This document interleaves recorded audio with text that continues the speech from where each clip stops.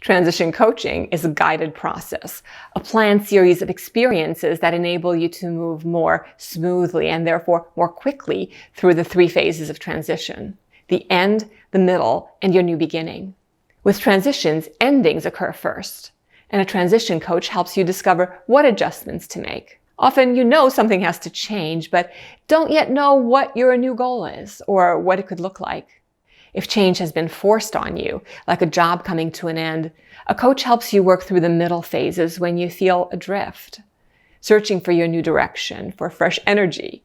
And coaching helps you focus on how to apply what you've learned to get to where you want to go, land that job you want, or get that promotion, maybe start your own thing. Before we look further at what transition coaching is, it may be helpful to consider what it is not. Transition coaching is not therapy. Therapy is very useful for traumatic issues that need to be resolved. Therapy focuses heavily on the past.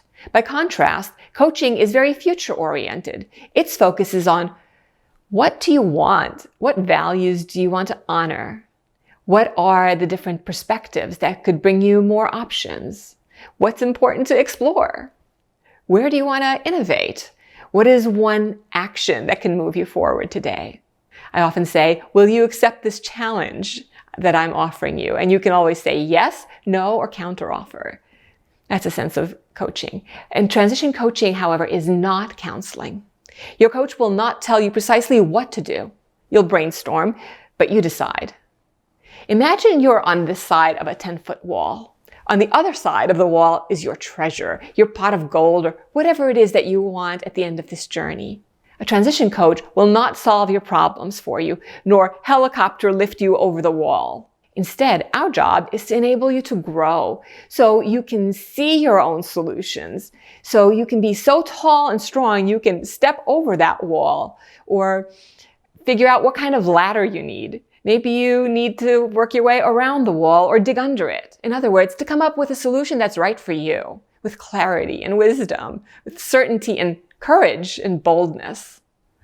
Remember, transitions have 3 phases. The first one is endings. With a transition coach, you practice letting go of your old situation, separating yourself from what was. A transition coach equips you to let go with fewer fits and starts. Phase 2. The in-between phase. As one phase has ended and a new phase has not yet begun, it can feel like we're wandering in the desert. It's confusing, dry, or draining. We have doubts and fears. We keep wishing we could go back, but we can't. It's a hard time, like you're climbing a mountain.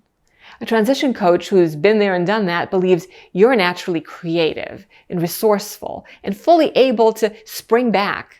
As a result, it becomes easier for you to acknowledge and feel the emptiness, the frustration, the dissatisfaction, or whatever. And for the moment, to stop struggling to escape it, because this in-between zone is actually a very important time. You're finding clues as to what you need to become for the next phase of your work life. You're learning important lessons, skills, mindsets. And transitions take time. Imagine that all your current capabilities are in this blue zone. Picture them in 100 boxes. During transition, it's like you need to move all your stuff, your physical, mental, emotional, spiritual self, from this end to your new reality at the other end. At some point, you will have gotten 92 of the boxes into your new beginning, with only a few still straggling back in the old zone and a few in the middle. And throughout, a transition coach inspires you to stay focused, showing you new ways to keep moving by using the magnet of your values and your vision, enabling you to tap the energy that keeps your batteries charged so you don't get disheartened when things don't move as quickly as you'd like. Transition coaching is about dealing effectively with the fear and the uncertainty. Navigating a transition means learning to move your boxes to your new zone with as little cost as possible and minimum wasted effort. Now, as we go through a transition, we do have a tendency to get in our own way. For example, by being an avoider, controller, pleaser, or perfectionist. Check out the video on 8 ways we sabotage our transitions. See you next time.